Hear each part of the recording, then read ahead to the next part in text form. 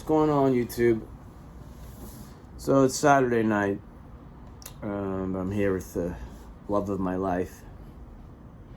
And we're just romancing the past.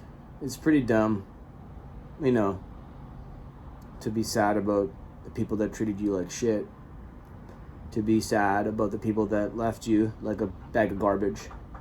To be sad about the people that you thought you had love and life and a future wife and family and children with. To be sad about the love that you had and lost, and the cost of a best friend forever now being never ever do they want to see you again.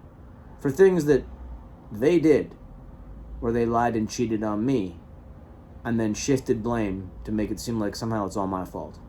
To which I take ownership for my lacking in wherever areas that are needing to be, tacked up and made better. And I work on those things, and I've worked on those things, and the proof is in the pudding over the years. From former fears about, who are we and where we're going to be in life, to, pandemic and mandates and all this crazy stuff, to overcoming all those obstacles and becoming someone better and more secure and happy, and always been started off that way and then had a dip because the world got so fucking nuts, and then riding through them and becoming a master of your emotions and life, and still the whole time being loving and kind and caring and absolutely devoted to your relationship. And the ship of that relation has sunk. And it's just like I'm being punked. I'm in an episode of some Black Mirror Twilight Zone. And it's, I swear it's like being in a clown house of mirrors where nothing appears to be real. It's all just some skewed thing. Like, what happened? How is it like that?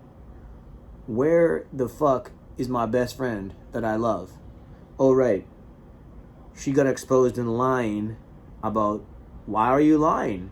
Oh, well, you lie for a reason. And those reasons are usually very, very bad. And when we find out what secrets you've had, it makes me very sad.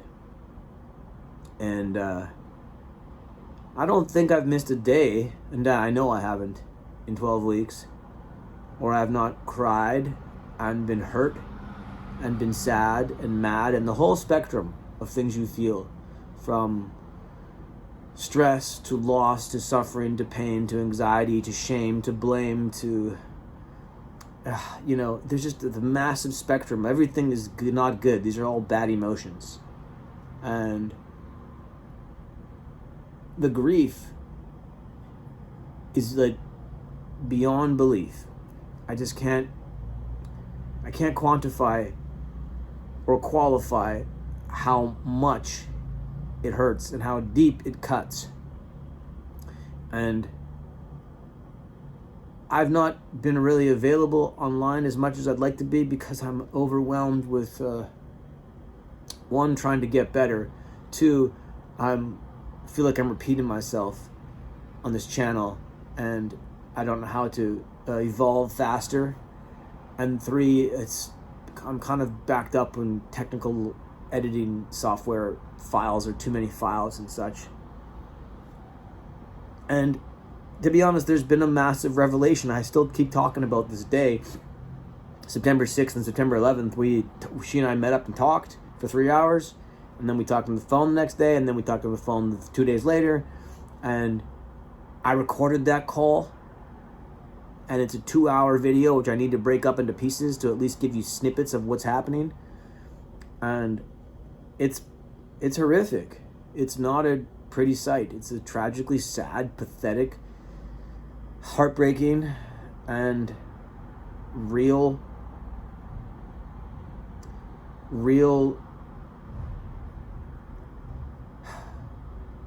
life shit that is not some war, or it's not some disease, it's not some thing like this, but it's just the human connection disconnected.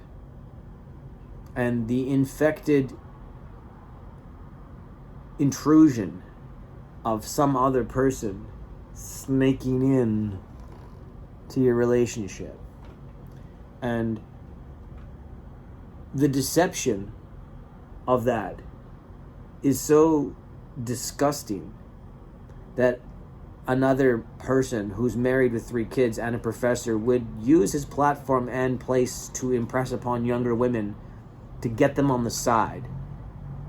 And so cruelly, cavalierly, and nonchalantly, but acting so slick.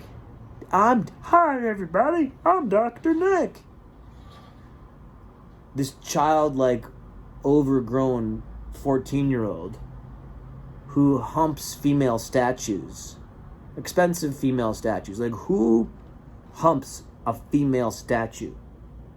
There's photos on his Instagram where he's humping, like, mounting, like, a semi-nude female bronze statue. If you were a child and you did that, everyone's like, get off that, what are you doing? And there's a full-grown man presenting himself like that.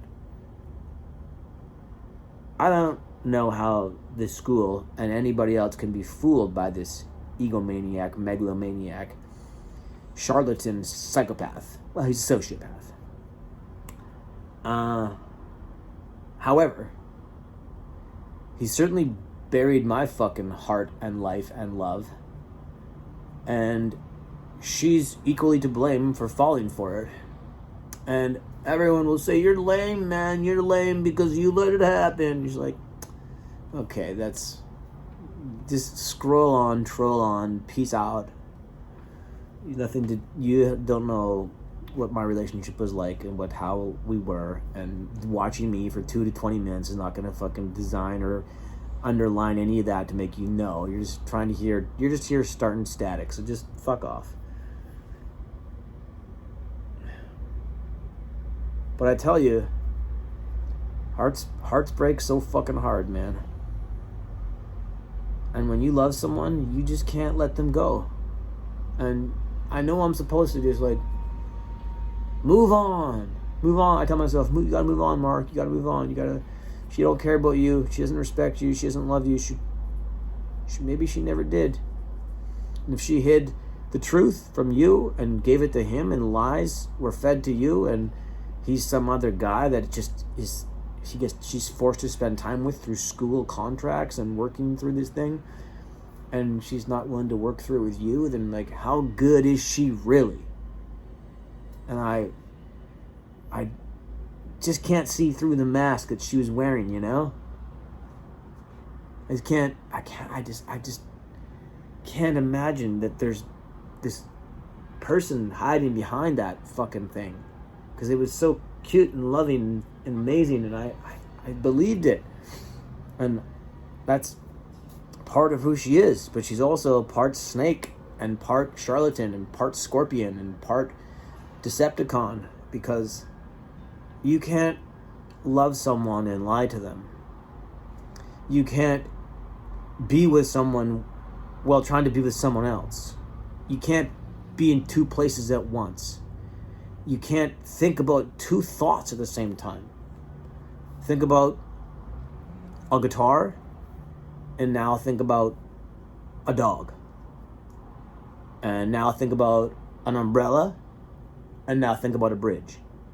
Try and think about those things at the same time. You can't. You have to just go one at a time. They can be shared. You can think about a dog playing guitar holding an umbrella on a bridge. Whoa. But the mind can only kind of comprehend one thing at a time in compound ideas. Less so in reality. Meaning you can't hold his dick and mine at the same time. We're not coming that close together. 2 batteries, polar opposites. I'll get closer. No, not happening. It's just like you can't hold his heart and mine, because his is the lying kind, and mine is true, and mine has a big fucking knife in it, thanks to you. And his is supposed to be with his wife and children. So it would be him. His order of importance in life would be him, then his children, then his wife, then his career, then my ex. So she's happy being 7th in line. damn. For me, she was like the first 20 positions of my life. You know? For him, she can be seventh in line. So when there's a fire and a tragedy, he'll carry about himself, and then he'll grab his kids, and then maybe his bitch ugly wife, and then his career, and then his books and all these things he's written, and then maybe he'll grab you and say, yo, we should get out of here. Okay. Well, hopefully no fire strikes in their life, you know? It's just really difficult to miss your best friend. And the person you imagine that you'd be with till the end. And I can't replace the irreplaceable. And even though she comes with all these flaws of lying, narcissistic, Machiavellian, avoidant, dismissive, fearful anxiety, personality disorders, so to speak, I'm fooled by the shell of what I was told and given for all the years. I'm fooled by it. I still love what I was led to believe. And it's hard to be deceived by that and then now believe the deceptor. It's hard to leave what you love to replace that with a lie. And be like, oh my God, all of it was fake. We were living in a Truman Show. It was all a fugazi. She fucking played me.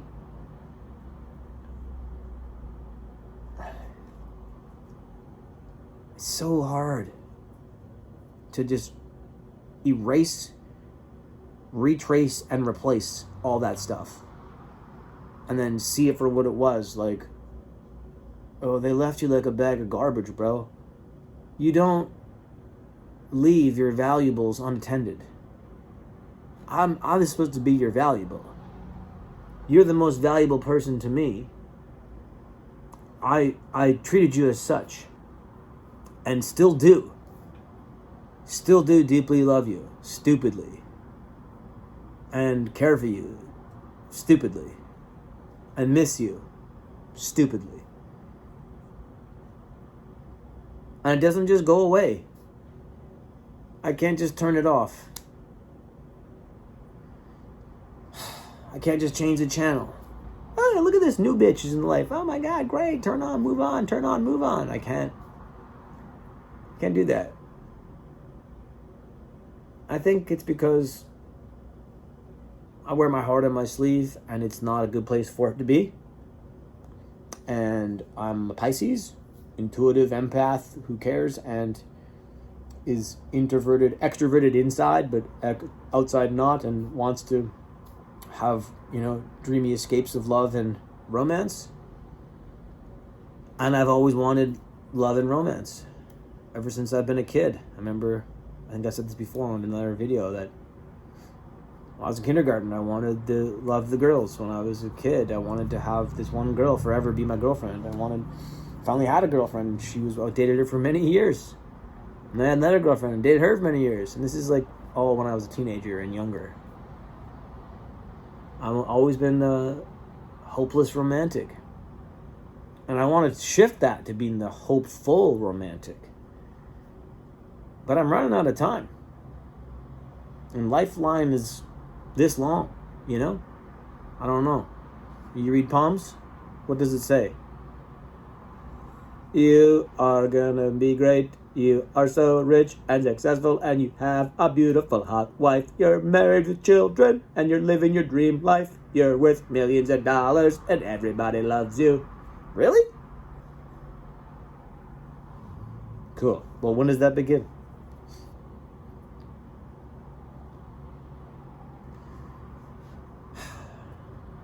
Yeah. I'm sitting here on Saturday night talking to the Black Mirror. Thanks for being here, everybody. And like, share, subscribe. This channel is not about that. I'm not here for your views or likes or shares or subscribes. I appreciate them. Your comments are interesting, and I'm grateful for them. 99% of them. And seems to be that you guys, the general collective, seems to know more about how this is going down than me. as most of your advice has been correct. She don't love you, man. She's not coming back. She's not welcome back. You need to move on. You need to let her go. You're a bit rough on it. You're being a little bit rough on me, some of you. But okay. That's just the way it comes across in the keyboard warriors trying to be curt. No one's got time to fucking sugarcoat it. I get it. That's fine. I'm just not ready to let her go. You know? I'm just not ready to let her go. And